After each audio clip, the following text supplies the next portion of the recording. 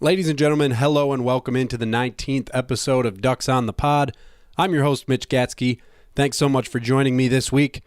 A lot has happened in baseball since I last spoke to you. The Nationals have clinched the NL East championship. The Dodgers finally clinched a playoff berth. The Tribe just keep winning. The Dodgers just keep losing, finally snapping their losing streak Tuesday night thanks to 6 solid innings from Clayton Kershaw. The Cubs' offense is scuffling again. The Cardinals and Brewers are hanging around, waiting for them to slip up. We've got 4 crucial series this weekend.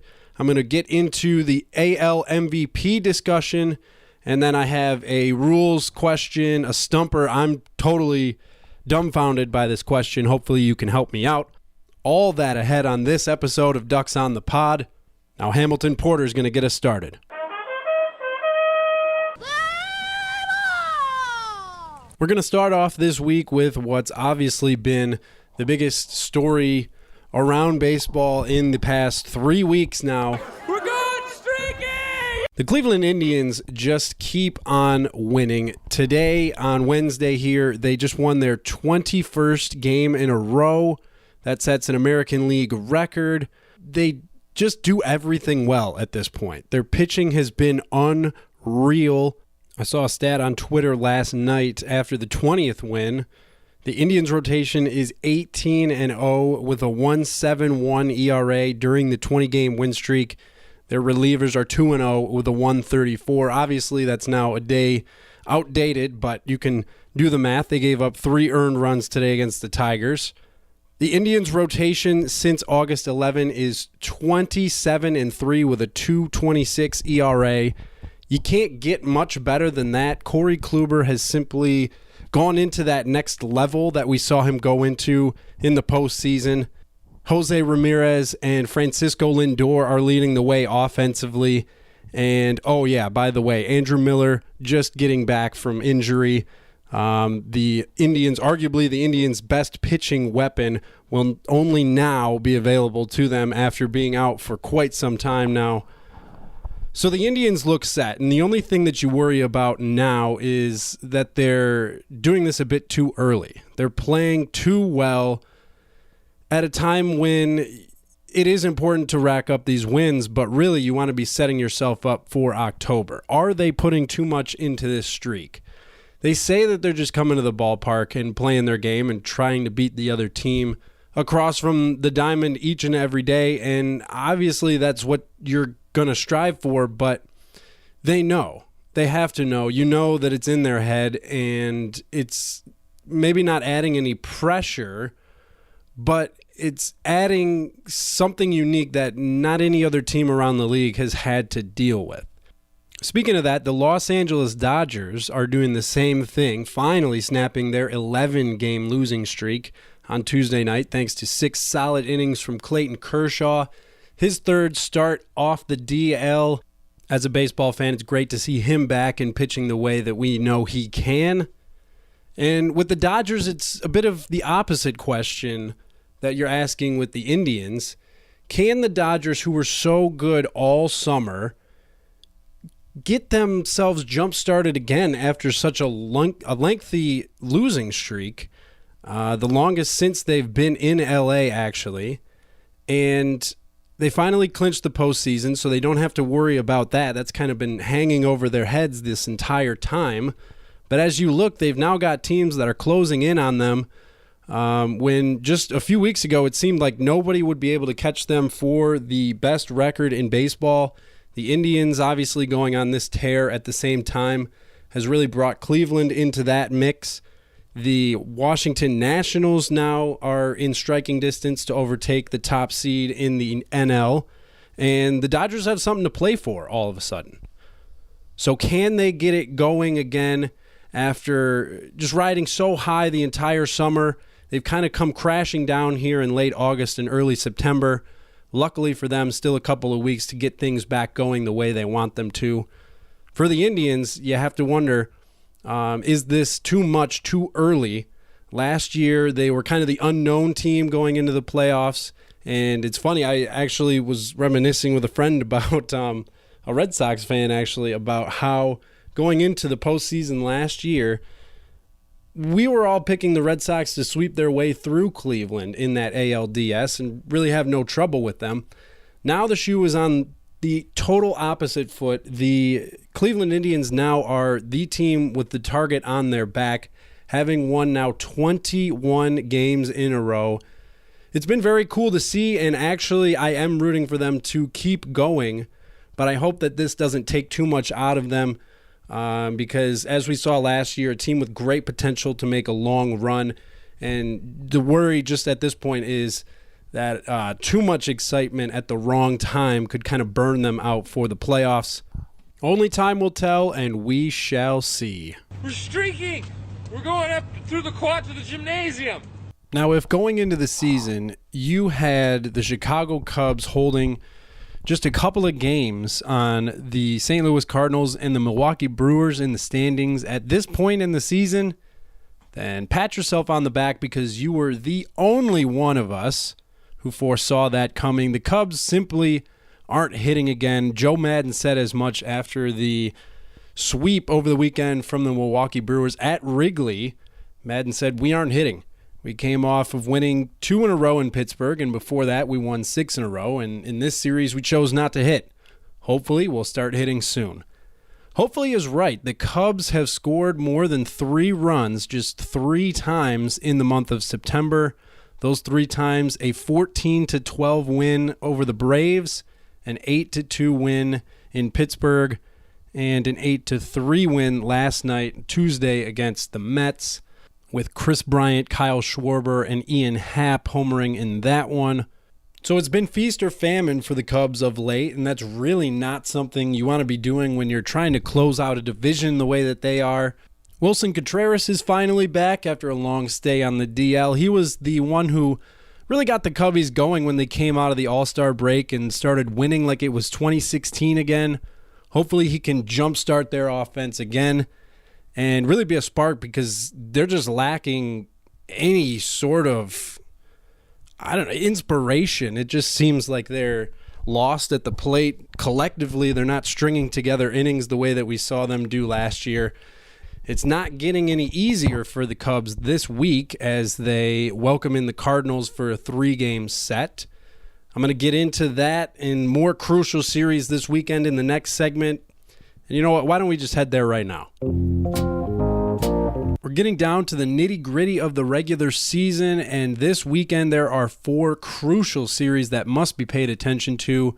We're going to start with the Orioles at the Yankees Thursday through Sunday. The O's could virtually eliminate themselves with a poor showing in the Bronx this weekend. The Yanks, meanwhile, could pretty much guarantee themselves at least home field advantage in that wild card game. Luis Severino and CC Sabathia will both get the ball this weekend. They've been money all year, and with them going, you like the Yankees' chances to win this series. Severino, one of the more electric young arms in the game, one of my favorites to watch right now. Definitely tune in if you get a chance on Friday to watch him. Let's head out to Chicago now, where the Cubs will host the Cards for 3 Friday through Sunday. A card sweep would really throw the door wide open in this 3-way NL Central race, especially with the Brewers playing the Marlins this weekend. Seriously, though, who would have predicted that this would be the closest division with 2 weeks left? Certainly not me. I doubt you either. The Cardinals are 4-8 against the Cubs with only 1 win at Wrigley this season. And something tells me that this is the final turning point for Chicago. They need a jolt, and taking this series from their St. Louis rivals should do just the trick. Let's take a look at the Dodgers at Nationals Friday through Sunday. It's an interesting thought from Eddie Matz, who writes that it might be in Washington's best interest not to overtake LA for the top spot in the NL. Now, obviously, the Nats are not going to just roll over when the Dodgers come to town this weekend, but should they lose this series, is that really such a bad thing? As it stands now, I would much rather play the Cubs or the Cards or the Brewers, for that matter, in the first round as opposed to the Diamondbacks, who are absolutely crushing the ball and pitching just about as well as the Indians. They'd be the talk of baseball if it weren't for Cleveland. Now, of course, there are still 2 weeks left to be played, and as the Dodgers have recently proven, baseball can turn you from unbeatable to unbearable just like that. But for right now, it's something to think about. Do the Nationals really want to be the top seed in the NL? I don't know. Last but certainly least, the Mariners are at the Astros Friday through Sunday. The Astros are 11-5 versus the Mariners this year. It shouldn't really be that much of a series just because they've dominated them all year. But I did want to bring this up because James Paxton and Charlie Morton square off on Friday night. And you probably don't know these guys. Hell, I hardly do, but they've really been essential parts of their team this year. Injuries to starting pitchers have absolutely crippled the M's, and they threatened to do the same to the Stros. And had Morton not been there to pick up the slack left by the absence of Dallas Keuchel and Lance McCullers, Houston probably would not be looking at the same season that they are right now. So watch these two go to work and then watch Houston officially eliminate Seattle from AL West contention. And there you have it, 4 series to watch this weekend. Orioles at Yankees Thursday through Sunday, and then Cardinals at Cubs, Dodgers at Nationals, and Mariners at Astros, sort of, kind of. All of those Friday through Sunday. One of my favorite things about this 2017 baseball season is that none of the big awards are no-brainers this year. There's a debate to be had about all of them. And I'm going to start off with the AL MVP discussion. We know that Aaron Judge has fallen off in the second half. Eric Hosmer's trapped in the middle of a very pitchable Royals lineup. Rangers shortstop Elvis Andrus hasn't slugged quite enough in this, the year of the home run. If it were up to me, Jonathan Scope would probably be the winner, but too many people are insistent that the MVP needs to be on a playoff team, and the Orioles look to me like they're going to fall just short in a crowded race. The MVP needing to be on a playoff team thing is a complicated one, and I'm going to get into that next week when I dive into the NL MVP situation. To me, the AL MVP discussion revolves around 2 candidates who have put up eerily similar numbers. Houston Astros second baseman Jose Altuve and Cleveland Indians second/third baseman Jose Ramirez. These stats are good through 9/12, so Tuesday here this week. Both have played 138 games. Altuve has scored 5 more runs, gotten 14 more hits. Ramirez has the edge in the extra base department with 9 more doubles, 2 more triples, and 3 more homers. Altuve has 3 more RBI and 7 more walks, but Ramirez has struck out 12 fewer times. The only significant statistical difference between these two are Altuve's 31 stolen bases to Ramirez's 15, and Altuve's batting average and on-base percentage being 40 and 46 points higher than Ramirez. Those are wide gaps, and if this was an award simply based on a matter of who has the best numbers, it would clearly go to Jose Altuve. It is statistically driven, but not statistically reliant, particularly in this case where so many of the numbers are so close. I'm not so sure I'd give it to Altuve. Some people don't believe. My Sports Hacks colleague Ryan Thompson appears to be one of those. Sure, Ramirez doesn't have the same star power that Mike Trout does. But the good thing is he's not really competing with him since Trout missed such a big chunk of the season due to injury. Now, I don't think Jose Altuve is this household name that can't be overcome. He's a damn good ball player, and he has been for years now, and everyone who follows baseball this closely knows that. But he's not transcended the sport yet. He's still beatable. And here's why. As I've said, Altuve has been doing this. Some of the sheen of his brilliance has already worn off because we've been watching him do it for years now. No longer can we not believe that such a small dude has such a big game. We believe it now because we've seen it for a while and have just adjusted to it. So Ramirez holds the advantage in the "this is new" category. He had a stellar 2016 campaign, and he's following it up with an even more spectacular 2017, one in which he's raised his slugging percentage by more than 100 points. That is incredible. And it totally exemplifies the uppercut swinging revolution that we're watching take over the sport. He hit 20 dingers in 1,129 career at-bats coming into this year. He sits at 26 through 534 this summer. It just feels right to give Jose Ramirez the MVP in a season where his increase in power has mirrored that of the entire league. And I haven't even touched on the clutch gene that Ramirez clearly inherited from his parents. The dude doesn't just hit big flies and RBI doubles. He routinely hits them at crucial moments in the ballgame.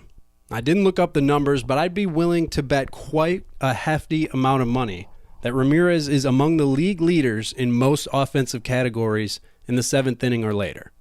So give me a choice between the two, and I would take Jose Ramirez over Jose Altuve as my AL MVP, despite Altuve hitting for a higher average and being the better-known player.